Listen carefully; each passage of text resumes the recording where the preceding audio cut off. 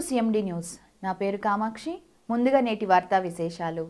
హన్మకొండ జిల్లా కాంగ్రెస్ పార్టీ అధ్యక్షులు, వరంగల్ పశ్చిమ నియోజకవర్గ శాసనసభ్యులు శ్రీ నాయిని రాజేందర్ రెడ్డి జన్మదిన వేడుకలు మహానగరంలో ఎంతో అట్టహాసంగా నిర్వహించారు.